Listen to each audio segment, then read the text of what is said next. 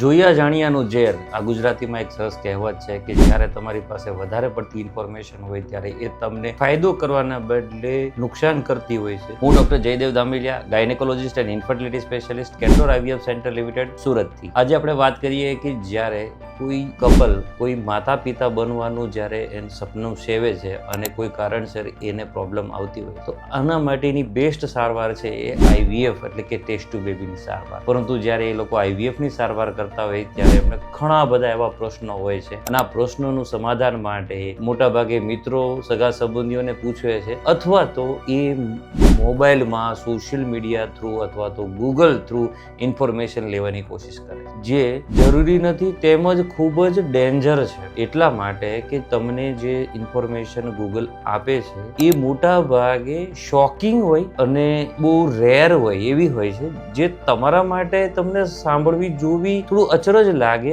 પરંતુ એકચ્યુઅલી એ પ્રોસેસ એ ઇન્ફોર્મેશન એટલી કોમન હોતી નથી. કારણ કે પુરુષના સ્ત્રીના શરીર, માણસનું શરીર જેમ ફિંગરપ્રિન્ટ્સ બધાની અલગ અલગ હોય, બધીની આંગળીઓ અલગ અલગ 5 હોય, એમ દરેકના શરીરની તાસીર, શરીરની રચના, શરીરનો રિસ્પોન્સ, શરીરની અંદર પ્રોબ્લેમ્સ બધાના અલગ અલગ હોય છે. જ્યારે ગૂગલમાં ઇન્ફોર્મેશન આપવામાં આવે અથવા તો સોશિયલ મીડિયામાં જે ઇન્ફોર્મેશન આપવામાં આવે એ એવી હોય જે ટ્રેન્ડિંગ હોય, જે વાયરલ થવાની હોય એવી હોય, શોકિંગ હોય. નોર્મલ ઇન્ફોર્મેશન જનરલી શોકિંગ અથવા વાયરલ નથી થતી અને 90 થી 95% કપલમાં નોર્મલ પ્રોસેસ જ હોય છે IVF ની. 1 થી 2% કેસમાં પ્રોબ્લેમ વાળું હોઈ શકે જે ગૂગલ અને સોશિયલ મીડિયા એને હાઇપ કરીને બતાવે અને આ બધી ઇન્ફોર્મેશન તમારા દિમાગની અંદર ક્રોનિક સ્ટ્રેસ ઊભો કરે. એટલે કે ઇન્ફોર્મેશનથી તમે એટલા બધા ટેન્શનમાં રહો કે તમારા હોર્મોન્સ ડિસ્ટર્બ થઈ જાય. સાથે સાથે જ્યારે સારવાર કરવાની થાય ત્યારે તમારા પાસે ઘણા બધા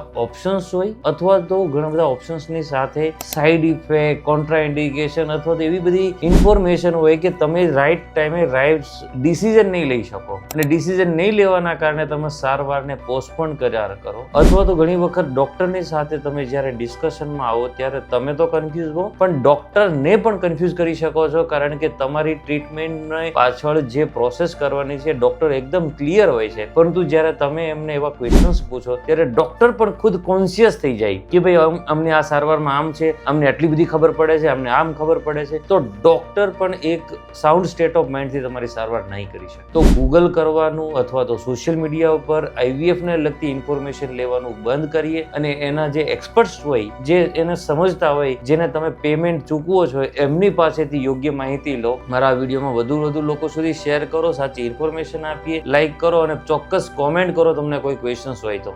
થેન્ક યુ.